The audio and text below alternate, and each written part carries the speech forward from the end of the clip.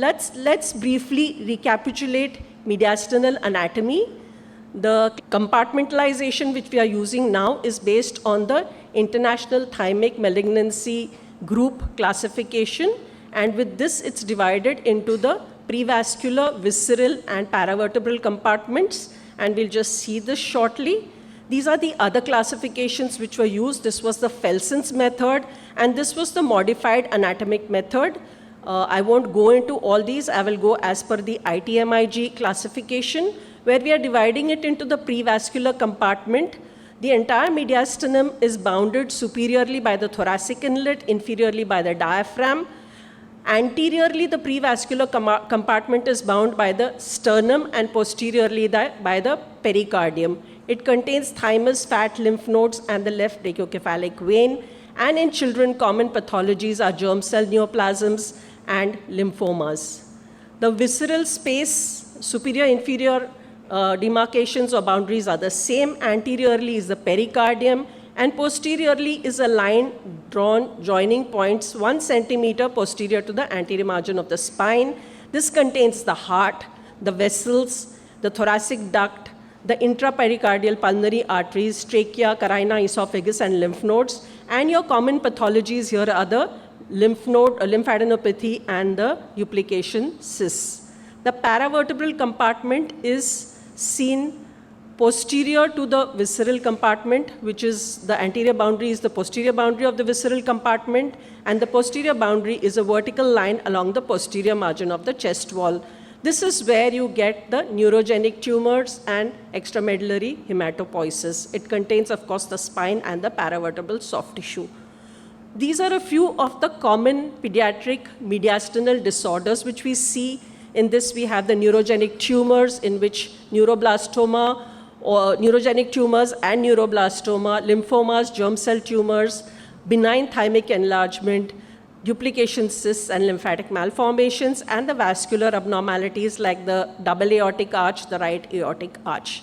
Now, before we go on to the mediastinum and how we evaluate it, I'd like to spend a minute here on the thymus. The thymus is a great mimic, and very often we end up doing unnecessary CT scans for a so-called mediastinal mass, which finally turns out to be the thymus. And it's very, very difficult at times to explain to the referring person that what you have sent me is only thymic enlargement.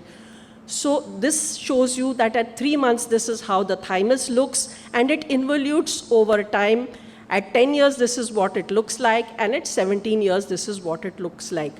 The attenuation of the thymus is the same as that of the chest wall. It's homogeneous, and a normal thymus will never compress or displace mediastinal structures because it is a soft structure. And if you see it on ultrasound, you will see it moving and getting compressed by the adjoining structures. Even on a chest X-ray, you will see indentation on the thymus by the ribs. So that's what a normal thymus would look like. And ultrasound and MRI are your two investigations which should be used for evaluating for thymus. And this will make sure that you're not unnecessarily radiating the child. Now, this was a 6-month-old child who had come to us with history of fever for a week. When the child came to us, the child was afebrile. What are you seeing here? There's a mediastinal widening. This child had already had undergone a chest CT, and this was the chest CT available, and you can see that what you're seeing here looks like the thymus. So we told the pediatric surgeon this looks like the thymus. They said, no, this has come as a mediastinal mass. So we did an ultrasound when we saw this classical stippled appearance of the thymus, and we said this is thymus. They still refused to agree with us. And then we did this MR, and we did an in-phase and out-phase imaging, a chemical shift imaging, and there was a signal loss on the out-of-phase imaging. You can even measure the values, and we said that this is a case of thymic hyperplasia. They still didn't agree. They operated, and this was indeed a case of thymic hyperplasia. So unnecessary radiation, unnecessary surgery to this child. And I have multiple such examples to show you, but for paucity of time, we can't do that, and you would get bored at the end of it. So the next case we have is of this 10-year-old child who's got mediastinal widening, and a CT was done, and you can see well-defined, fleshy-looking, hypodense, enhancing lesions, which are pretty well defined, but at times it seems like they're merging. They're in the prevascular space, and they're also seen in the abdomen, and this was a case of lymphoma. So pediatric lymphomas are the most common cause of anterior mediastinal soft tissue masses. Hodgkin's is 3 to 4 times more common than NHL. 65% of children with lymphomas have thoracic involvement. So if you have an abdominal lymphoma, always scan the chest because your staging would change. 90% of chest involvement is mediastinal, and 40% NHL have chest involvement, of which 50% is mediastinal involvement. Now, this is an interesting case. Like I told you, if you don't give contrast, you might make a big, big mistake. This was a 9-month-old child with recurrent pneumonia. And what can you see on the chest radiograph? There are serial radiographs here. So this child has been radiated nicely with chest radiographs. Anybody? There's a hyperlucency of the left lung as compared to the right lung. Can everybody appreciate that? And it's there in all the radiographs. There is some mediastinal shift towards the right as well. Now, this child had had a CT done outside, and these were the images we took. Obviously, they're not of good quality since we've taken photographs of the film. But they had reported this as, except for a hyperlucency of this lung, they had not really reported anything else. This child underwent a bronchoscopy, and they said there's a pulsatile mass over here which was indenting the left main bronchus. They thought it could be a vascular malformation, and that's what they've shown. We did a CT with contrast for this child. And what we see here, as you go down with the contrast images, can you see something hypodense here, indenting the carina and the left main bronchus? So I'll show you this image here. There was this hypodense non-enhancing area which was indenting the left main bronchus, compressing it. That's why you had something like an obstructive emphysema picture of this. And we did an MR also for this patient, and this was you can see it indenting the esophagus also. This was an esophageal duplication cyst. So foregut duplication cysts are bronchogenic, esophageal, neurenteric. There's an abnormal division of the posterior embryonic foregut. They are usually associated with dysphagia, and this, of course, had been missed on a plain CT. So don't do a plain CT. If you have to do a CT once, do it properly, unless it's for diffuse lung disease. This was a 3-year-old child with dry cough, and this is the chest radiograph, which is showing you there is a posterior mediastinal mass, which is looking very, very well defined. There's no obvious calcification within it. That was a plain CT we had done because we changed over to MR after that, which showed us the mass with no obvious intraspinal extension, no calcification. These are images on MR which showed us that this was intensely enhancing. There was no intraspinal extension of this lesion, and we reported this as a ganglioneuroma. Now, imaging cannot help you differentiate ganglioneuroblastomas from ganglioneuromas, and finally, it's a histopathological diagnosis. MR is your investigation of choice, though CT is commonly done. And you have to evaluate the tumor size, the organ of origin, the tissue invasion, vascular encasement, adenopathy, and calcifications. This was a 6-month-old female child with failure to thrive. Again, you're seeing a posterior mediastinal mass on CT showing you calcification within. Any diagnosis from the audience? Look at the bones. So whenever you get mediastinal masses, look carefully at the bones as well. So what are you seeing? There's a collapse of a vertebral body over here. You can see it here, you can see it here. And this was a case of a neuroblastoma. Okay, so this was a thoracic neuroblastoma. These are MR images of the same patient. You can see the posterior mediastinal mass. You can see the collapse of the vertebral body over here. And you have to remember that 14% of neuroblastomas occur in the posterior mediastinum or thorax. 45%, of course, arise from the adrenal gland. CT is done because it's rapid. However, MR is at an advantage because it shows you the intraspinal extension and it evaluates the bones as well. Of course, bones are evaluated on CT as well.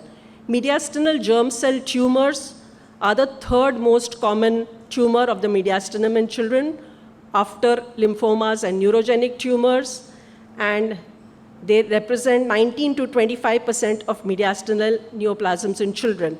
How would you diagnose one? Firstly, it's anterior mediastinum. It'll show you calcification. It'll show you fat within. Some of these don't have calcification of fat, but mostly they do, and that'll help you in your diagnosis. They have 2 peaks of occurrence at 2 years of age and adolescence. We go on to this 1-year-old child with abdominal distension and non-bilious vomiting and fever. And this was the chest radiograph. That was the fundal gas shadow. You're seeing a lucency on top of the fundal gas shadow. Any guesses? That was a barium swallow we had done for this child, which showed us that it was sent to us as a hiatus hernia. There was no obvious hiatus hernia, but we were still seeing this lucency. And I felt it was in continuity here and probably was colon, which was herniating through. So we told the pediatric surgeon that you send back the child and we'll take a radiograph tomorrow, but they insisted on a CT. They wanted to look for associated malrotation, and the contrast the next day had gone into the colon, and this was a Bogdalik's hernia which was there, and the child unnecessarily underwent a CT is what I felt. We could have just done one radiograph and confirmed the diagnosis. This was a 3-month-old male baby, syndromic child admitted with multiple episodes of brownish vomiting. And if you see this radiograph, again you're seeing a lucency on top, which is extending on both sides of the midline. This child had a left inguinal hernia as well, and some abnormalities on the echocardiography. When we ran the CT, you could see that the stomach was up here and was oriented like this transversely. And if you looked at the sagittal images, you could see some herniation of bowel anteriorly as well. So this was a Morgagni's hernia, which was associated with a gastric volvulus over here. And you can see the pulmonary vessels here. They're very, very funny looking. They're almost wavy and very odd, elongated in outline. This is a case of constrictive pericarditis. You can see the pericardial calcification. The child obviously is in failure. You can see fluid in the fissures on both sides. So always look very, very carefully at the pericardium as well. When do you do a CT angiography? When you're suspecting vascular anomalies like vascular rings, double aortic arch, right aortic arch. And why do they present to you? Because they surround the airway and the esophagus and can cause wheezing or cough. This is a classical example of an aberrant right subclavian artery which was surrounding the esophagus over here and the trachea. This was a double aortic arch. This child came to us with difficulty in breathing and stridor, and you can see the double aortic arch surrounding the trachea. These are images from our 16-slice CT done about 10 years ago. This was an interesting case, a 7-year-old boy with projectile vomiting since 15 days, fever and a dull aching headache since 10 days. He had persistent hypoxia. Listen to the history. You have to be very careful when you're evaluating because the history is something which is very, very important. And this was the CT of the brain which showed that they had operated on a brain abscess over here. He came to us for a CT angio to look for any abnormality. And what we found here was a double SVC. There was a left-sided SVC as well, which was draining into the left atrial appendage. You can see images here. That's the right SVC, that's the left SVC. And this was forming a left-to-right shunt, and that is why the child ended up with a brain abscess. We published this as well as a case report. Unilateral lung hypoplasia, that's the chest radiograph. There is mediastinal shift to the right side because of hypoplasia of the right lung, and you have to run a CT angio. Again, this is on a 16 slice, so the images are not so great, but the right pulmonary artery was hypoplastic. This patient came to us for an antenatal, for a fetal MR as an abnormal area of echogenicity seen in the lung, and on MR we found this wedge-shaped area of abnormal signal intensity. There was a vessel directly from the aorta going into this. This is a postnatal radiograph of the child, which showed that there was nothing really abnormal in the left lung base. But since we had the prior history and the child developed some symptoms, we ran a CT angio which confirmed that there was indeed a sequestration over here, and that is why the child could be symptomatic later as well, and they operated on the child, and that was indeed a sequestration over there. This child had repeated episodes of chest infection in 2017. You can see this one radiograph and now another radiograph with air fluid levels within it, and they suspected a developmental abnormality. And that's the CT, and you can see the air fluid levels. Any guesses? All of you are sleeping. What was this? What is a round lesion which can get repeatedly infected in a child? It was a CPAM. Okay, so that was a CPAM. What are the types of CPAM? So you can see this well-defined, round, and showing secondary infection. So those are your types of CPAM. Go back and read them up. And this was a type 1 CPAM.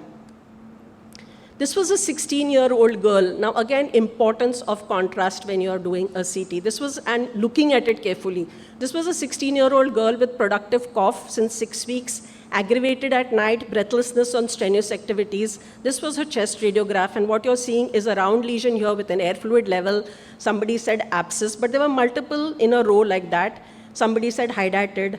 The patient had come to us with this CT scan, and this had multiple air fluid levels within it. This was the contrast CT. I have zoned down on the ones which we found positive. This was reported by the radiologist as a hydatid cyst. Okay, so we did an ultrasound for this patient. I'll show you the ultrasound images as well. The center of the lesion was showing me a vessel. So I said, this is not a hydatid. A vessel will not go to the center of the lesion. So we looked back at the CT which they had brought. So don't unnecessarily repeat CTs. Whatever investigations patient is carrying, please look very, very carefully at it, because it just means added radiation dose to the patient. So if you look carefully at this, there's a vessel from the aorta arising here and going to the center of this lesion. Can you appreciate it? There's a vessel from the aorta arising and going to the center of the lesion. This was the ultrasound which showed this vessel in the center of the lesion. We ran a MR for this patient. She was a 16-year-old girl. She was lying down comfortably, and you could see that this was a multiloculated cystic lesion there, and we ran a non-contrast MR angio, which showed that there was a vessel from the aorta supplying this, and this was a, what is this? It's cystic plus vessel from aorta supplying it. So this was a hybrid lesion. It was a CPAM and a sequestration, okay?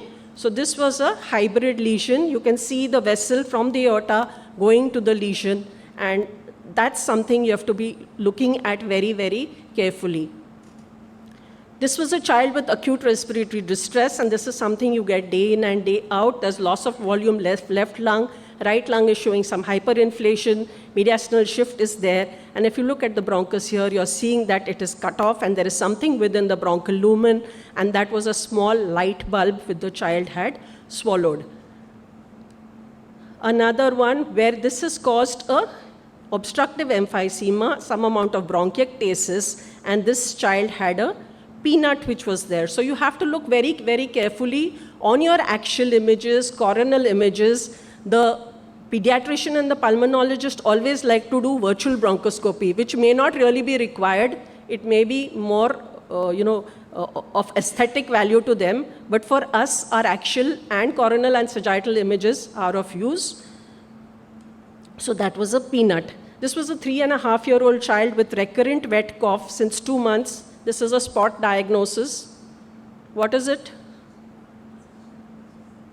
What is it?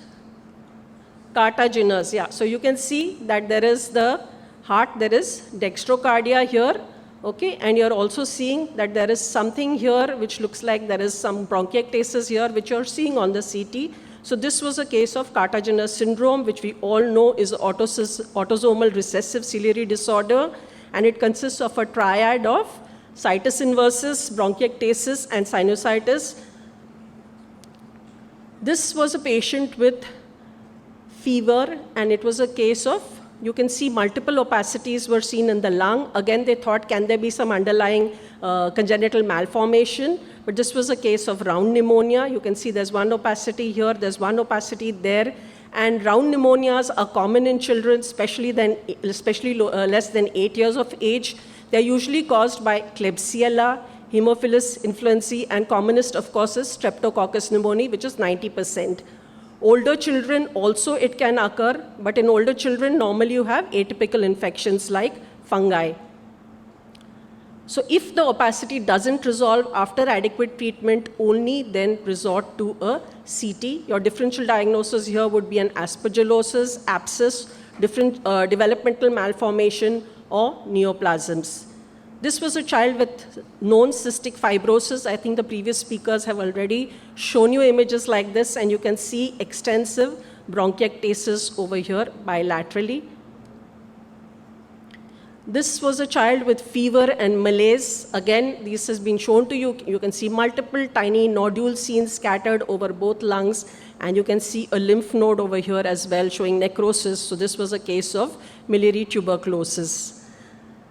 Again, this has been shown to you. That's the small nodule you're seeing within the cavity, which is showing a crescent sign, and this was a case of aspergillosis, which showed significant regression following treatment. Now, this is interesting. 2-year-old child with fever spikes. The child had lymphedema, and the child was just not getting better. That's the ICD in situ. We did an ultrasound for this child, and we found that we were finding these necrotic areas in the lung, and you could see these all over, both on the right as well as the left side. And then we ran a CT, and this was a case of necrotizing pneumonia. So you can see what we were seeing on ultrasound, you can see on CT as well. So ultrasound is really a good modality. Though this is CT buzz, I would say here you can think of ultrasound as well.